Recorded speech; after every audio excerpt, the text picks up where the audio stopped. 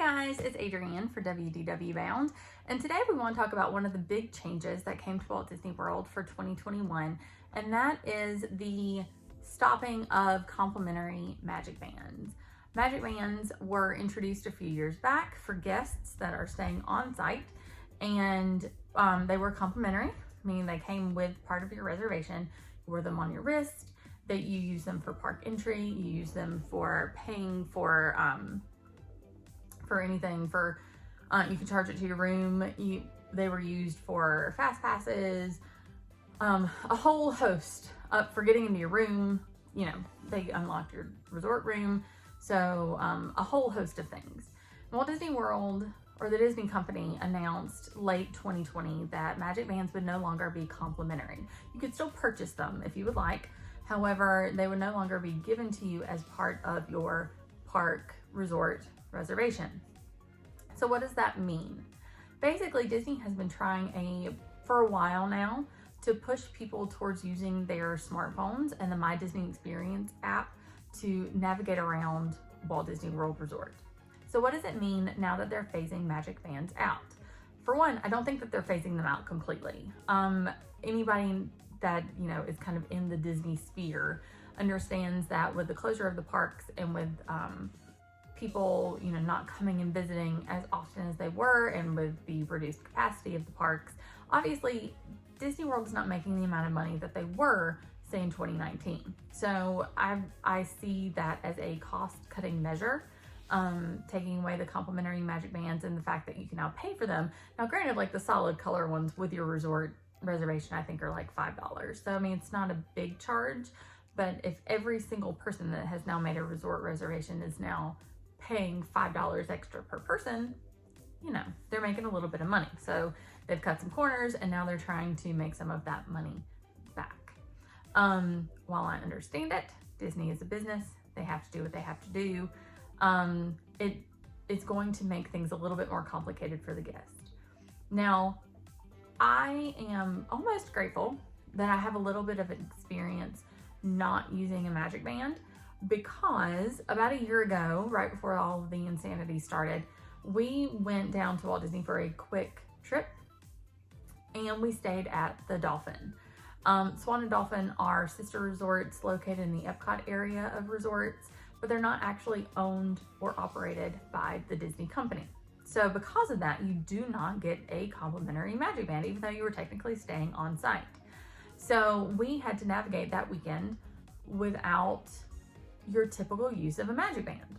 So how did we do it, and how can we use that experience into helping you guys move forward if you don't want to pay the extra $5 for a magic band? And the ones that have prints and, you know, designs are even a little bit more expensive. Just saying. And we have a little bit of a magic band problem around here, so I don't foresee us not using them or buying more. It's kind of my husband's thing. Ears are my thing, magic bands are his. So what are magic bands used for? We kind of touched on this a little bit prior, and how will you implement not having one? So the first thing it's used for is park entry. You scan your magic band and you are then entered into the park. Now, without a magic band, you will have a regular ticket card, which has a barcode on the back, which is also read by that RFID reader as you enter into the park. Easy enough.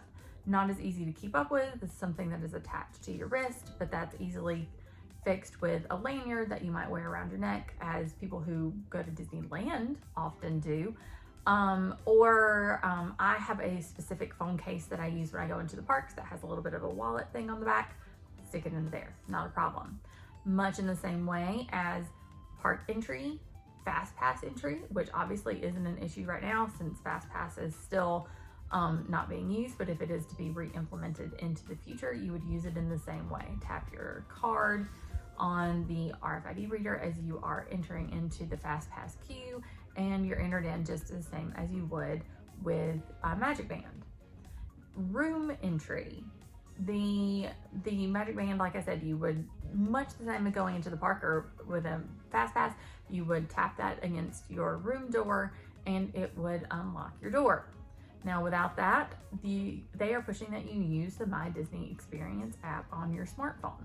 So you would open up the My Disney Experience app, you would bring up Unlock My Door under Resort and hold it up to the door, much like you would with your Magic Band, and it would unlock your door.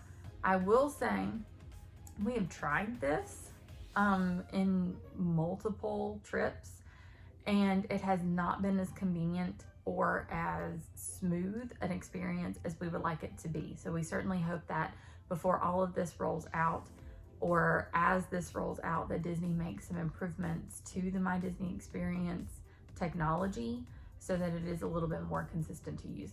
I can imagine nothing worse than trying to come back into your room after a long day in the parks and not being able to get it to unlock your door. So again, an easy thing, but hopefully will be improved upon in the future. Now, the thing that we use Magic Bands for more than anything else is room charges. If I'm in the parks and I want to buy something, I'm tapping my Magic Band. If I'm in the parks and I want to eat something, I am tapping my Magic Band. Now, when we were there and staying at the Dolphin last year, that was probably the most inconvenient part of not having a Magic Band for that specific thing. It's just so easy, which is why Disney implemented the Magic Band in the first place, by the way, because if you're not thinking about things and you're just buying and tapping, then you're not thinking about all the money that you're spending, right? So it made sense why they did it. They will, again, ask that you use the My Disney Experience app. They've already put into several stores where you check yourself out. You use the My Disney Experience app, you scan the item that you want, it applies any discounts that you might have, and you don't ever have to see a cast member or a cashier to check out. So they're gonna be encouraging use of your smartphone. You also can, of course, if you're trying to navigate for this specific thing, you can't room charge anymore with a Magic Band, then buying a Disney gift card, which we recommend anyway. We would often charge to our room, and then the night before we leave, go to the front desk and use Disney gift cards that we had purchased at a discount through Sam's, and use that to pay off that balance before it gets applied to our debit card, our personal account. And then the other thing that we used a lot in March, because especially, we were thinking about not handling things and not touching things when this pandemic first began. And so we used our smartwatches. We set up Apple Pay on our smartwatches and then used it exactly like we would a Magic Band. So you would touch it up to that RFID reader at the restaurant or at the kiosk or at the store or wherever it is we were, and it would read it just like it would anything else. Also, if you have a debit card with a chip, then you could do the same thing. You can also insert, all the way that you usually do things when you're not at Disney.